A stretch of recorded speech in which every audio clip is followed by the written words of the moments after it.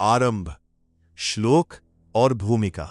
संजय उवाच दृष्ट्वा तु पांडवानिकं व्यूढ़ं दुर्योधनस्तदा आचार्यम उपसंगम्य राजा वचनम अब्रवीत। रणभूमि सज चुकी है। अंधे राजा धृतराष्ट्र के प्रश्न के उत्तर में अब संजय अपनी बात आरंभ करते हैं।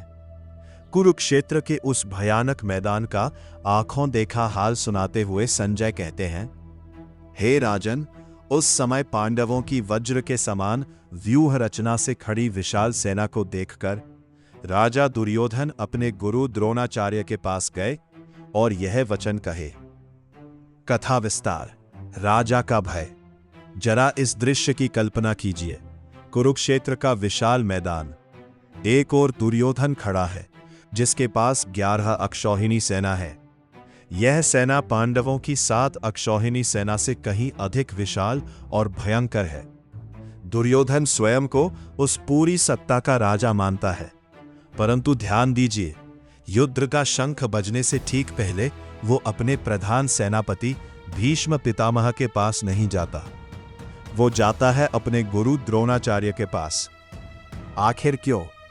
एक अहंकारी राजा को युद्ध के समय अपने सेनापति की नहीं बल्कि अपने गुरु की आवश्यकता क्यों पड़ गई? अहन अर्थ। अधर्म का मनोविज्ञान।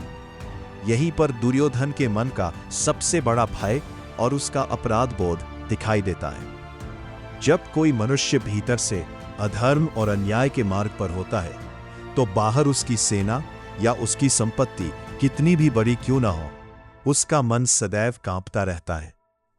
पांडवों की सुव्यवस्थित और धर्म के मार्ग पर खड़ी सेना को देखकर दुर्योधन भीतर तक घबरा गया था।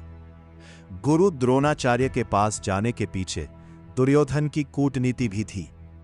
वह जानता था कि गुरु द्रोण के मन में उनके प्रिय शिष्य अर्जुन और अन्य पांडवों के लिए स्नेह है। दुर्योधन को भय था कि कहीं गुरु युद्ध में अपने प्रिय शिष्यों के प्रति नरमी न दिखा दे। जीवन से जुड़ाव। हमारा अपना जीवन। यह श्लोक मनुष्य के स्वभाव की एक बहुत गहरी सच्चाई को उजागर करता है। छल, कपट और अन्याय के बल पर हम संसार की कितनी भी बड़ी शक्ति, पद या धन क्यों ना प्राप्त कर लें, हमारे अंतर्मन का भय कभी समाप्त नहीं होता। जो व्यक्ति गलत कार्य करता है, वो बाहर से चाहे जितना भी शक्तिशाली क्यों न दिखे, एकांत में वो अपनी ही असुरक्षा से लड़ता रहता है। इसके विपरीत सत्य और धर्म के साथ खड़े रहने वालों की सेना चाहे छोटी हो, उनका मनोबल और उनका संकल्प पर्वत के समान अडिग होता है।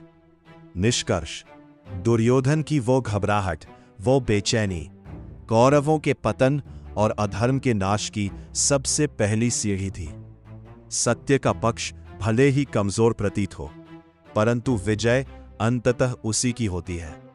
अपने भीतर के सत्य को पहचानिए, क्योंकि जहां धर्म है वही वास्तविक निर्भयता है। Please like, subscribe and comment. जय श्री कृष्णा।